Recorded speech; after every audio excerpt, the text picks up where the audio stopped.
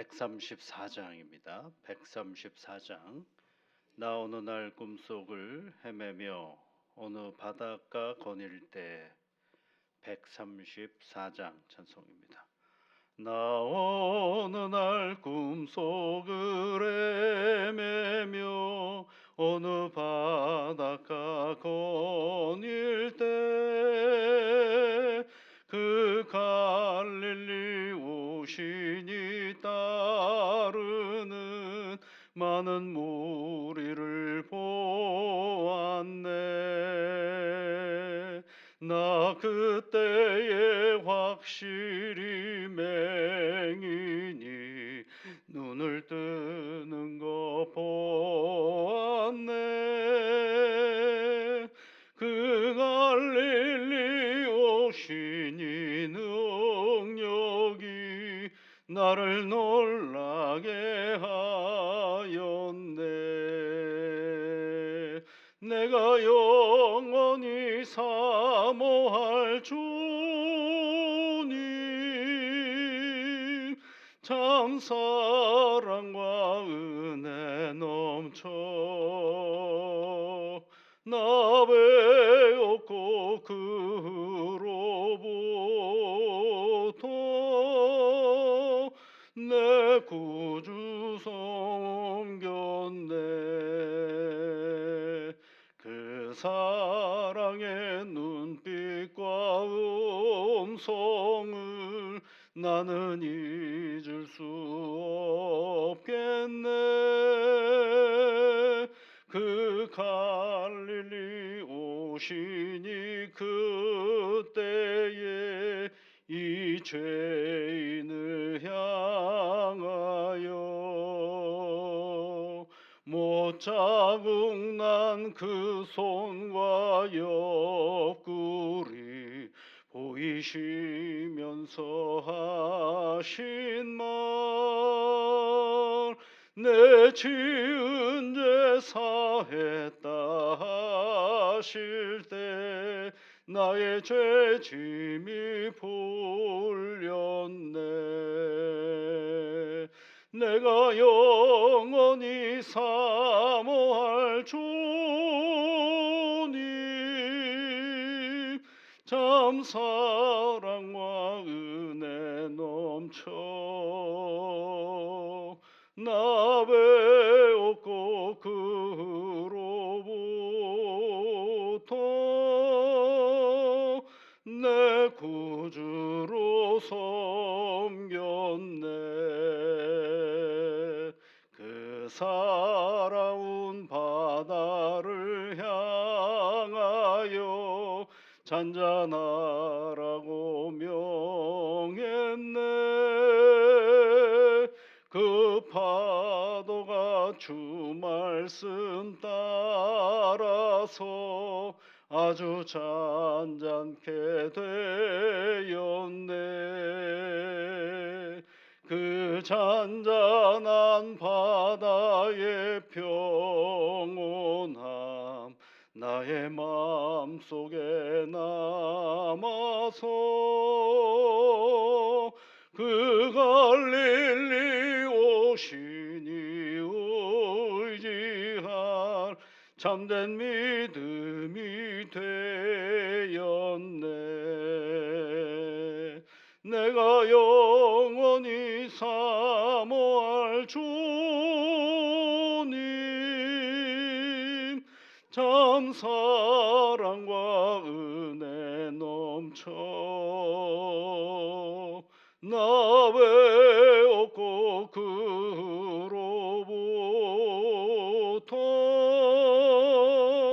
내 구주로 섬겼네. 이 세상에 무거운 짐진 자 모두 주 앞에 나오라. 그 놀라운 은혜를 받아서 마음의 평안을 얻으라. 나 나 주께서 명하신 복음을 힘써 전하며 살 동안 그 갈릴리 오시니 내 맘에 항상 계시기 원하네. 내가 영원히 사모할 주님 참 사랑과 은혜 넘쳐 나 배웠고 그로부터 내 구주로 섬겼네. 하나님 아버지, 저희들에게 새로운 날을 허락하여 주셔서 감사를 드립니다. 어제는 우리 주님 오신 날을 기뻐하며 감사의 성탄 예배를 드리게 하게 하시고 다시 또 일상의 삶을 살아갑니다. 세상에서 맡겨준 우리의 삶의 자리를 복되게 이끌어 주셔서 수고하고 애쓰고 노력할 때마다 수고의 기쁨과 열매와 성실의 감동이 있는 오늘이 되게 인도하여 주시옵소서. 이른 아침에 하나님 앞에 간구합니다. 이 나라를 긍휼히 여겨 주시옵소서. 여러 가지로 혼란스럽고 어지러운 이 순간순간들을 하나님이 주시는 지혜와 능력으로 이 땅을 사랑하는 모든 사람들의 마음이 성실한 결실로 채워주셔서 대한민국이 더욱더 민주주의가 발전하는 디딤돌이 되는 역사의 현장이 되도록 주 성령께서 이끌어 주시고 도와주시옵소서. 위험한 일들은 하나씩 하나씩 제하여 주옵시고 다시 평온을 찾아가며 우리에게 맡겨진 일상의 소중함을 채워가는 일에 우리의 성실과 지혜를 모아 나아가게 이끌어 주시옵소서. 아버지 하나님, 세계의 여러 나라들과 어깨를 견주며 살아가고 있는 요즘의 우리의 모든 형편들입니다. 우리 대한민국만 잘 되는 것만이 전부가 아니라 세상에 하늘에 주시는 참된 평안과 하나님께서 주시는 온전한 기쁨의 삶의 터전들이 세계 곳곳에 있게 하심으로 말미암아 함께하는 모든 삶의 자리들마다 하나님이 주시는 웃음과 기쁨이 가득한 세상이 되게 도와주시옵소서. 예수님 이름으로 기도드립니다. 아멘. 베드로전서 1장 8절부터 12절까지 말씀입니다. 8절부터 12절까지 함께 같이 읽겠습니다. 예수를 너희가 보지 못하였으나 사랑하는도다. 이제도 보지 못하나 믿고 말할 수 없는 영광스러운 즐거움으로 기뻐하니 믿음의 결국 곧 영혼의 구원을 받음이라. 이 구원에 대하여는 너희에게 임할 은혜를 예언하던 선지자들이 연구하고 부지런히 살펴서 자기 속에 계신 그리스도의 영이 그 받으실 고난과 후에 받으실 영광을 미리 증언하여 누구를 또는 어떠한 때를 지시하지는지 상고하니라. 이 섬긴 바가 자기를 위한 것이 아니요 너희를 위한 것임이 계시로 알게 되었으니 이것은 하늘로부터 보내신 성령을 힘입어 복음을 전하는 자들로 이제 너희에게 알린 것이요 천사들도 살펴보기를 원하는 것이니라. 아멘. 이 말씀 속에서 이제 우리가 베드로전서의 앞부분은 계속 뭘 얘기를 하고 있느냐면 딱 한 가지를 얘기하고 있는 것입니다. 그게 뭐냐면 그리스도인이 뭐냐. 예수를 우리가 맨날 믿고 산다 그러는데 예수 믿는다는 게 뭐냐. 이걸 먼저 정리를 하지 않으면 세상에서 그때그때 부딪히는 삶의 자리 속에서 이리저리 흔들릴 수밖에 없다라는 것입니다. 내가 누구인지를 잘 알아야 이 세상 사는 일에 흔들림이 없다라는 것입니다. 그리스도인이 누구예요? 예수 믿는 사람. 예수 믿는다는 건 뭐예요? 또 질문해야 되거든요. 예수 믿는다는 게 뭐예요? 교회 다니는 거. 그럼 교회 다니는 게 또 뭐예요? 예수 믿는 거. 예수 믿는 게 뭐예요? 교회 다니는 거. 반복하죠. 근데 뭐가 없느냐면 그 안에 내용이 없는 거죠. 그러면 우리가 물어봐야 돼요. 예수를 믿는다라는 건 뭐냐? 교회 다니는 거다. 이렇게 대답하면 안 되겠죠. 그러니까 예수를 믿는다는 게 뭐냐라고 할 때 그 예수를 믿는다라는 건 무엇인지를 우리가 잘 알아야 되는데 그 아는 것을 오늘 베드로 사도는 우리에게 지금까지 계속 반복해서 설명해 주고 있어요.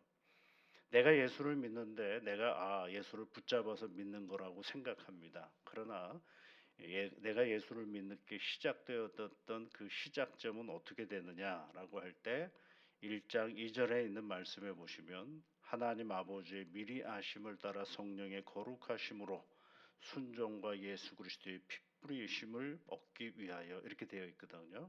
그러니까 이걸 간단하게 얘기하면 나의 믿음의 시작은 삼위일체 하나님으로부터 시작이 되었다라는 것을 우리가 결코 잊어버리지 말아야 됩니다. 내가 교회가 있어서 교회 나가기 시작해서 내 믿음이 생겼어가 아니고 삼위일체 하나님께서 나와 함께 하셔서 내 구원의 믿음의 자리가 시작이 되었어라고 얘기를 하고 있는 것입니다.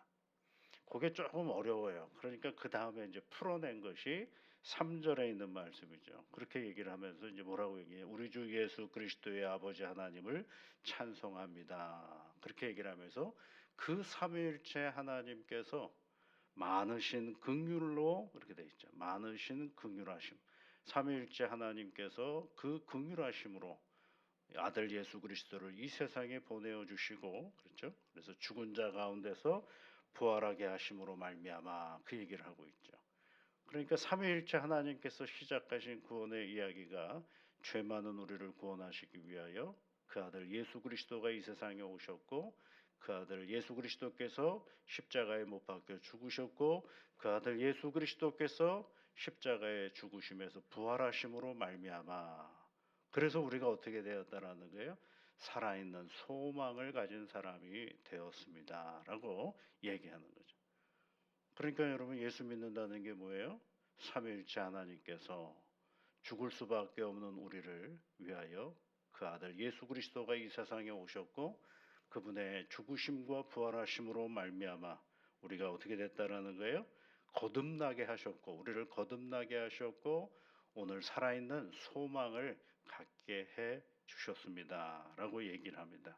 그런데 그 살아있는 소망은 어디에 있는 거냐? 4절 말씀에 보면 하늘에 간직되어져 있습니다. 이렇게 얘기를 했어요. 근데 나는 지금 하늘에 간직되어져 있는 살아있는 소망을 내가 오늘 가지고 있는데 나는 오늘 어디에서 살아요?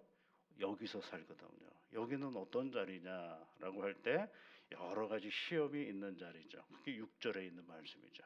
그러므로 너희가 이제 여러 시험으로 말미암아 그런데 여러 가지 시험이 있는데 예수를 믿는 그 믿음 안에서 당하는 시험은 그 시험은 어떻게 하는 거예요? 근심하지 아니할 수는 없어요. 당연히 근심하죠. 왜? 어려운 일이 있으면 근심하게 되는 게 사람의 본성이니까요. 근데 그 근심은 그리스도로 말미암아 오래가는 게 아니라 잠깐이다라고 얘기를 하고 있고 그러면 나 오히려 크게 기뻐하라 그랬어요. 왜요? 그 믿음의 시간 가운데 누가 나와 함께 하시느냐 하면 성령이 나와 함께 하시기 때문에 그렇거든요.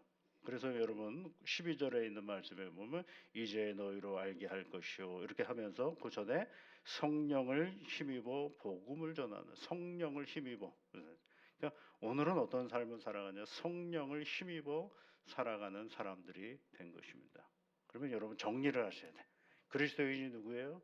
삼위일체 하나님께서 죽을 수밖에 없는 나를 위하여 그 아들을 보내어 주셔서 나로 하여금 부활의 생명을 갖게 하시고 거듭나게 하셔서 살아있는 소망을 갖게 해주셨는데 그 살아있는 소망을 하늘에 있기 때문에 거기까지 우리가 가야 하는 믿음의 삶을 오늘 살아가는 사람들인데 그 오늘 살아가는데 그 삶의 자리 속에서 이런저런 고난의 삶을 우리가 부딪힐 때 그것을 근심하지 않을 수 없으나 그것은 잠깐이요 영원히 오히려 우리에게 그리스도로 말미암아 참된 기쁨을 주십니다라는 것을 얘기해 주고 있죠.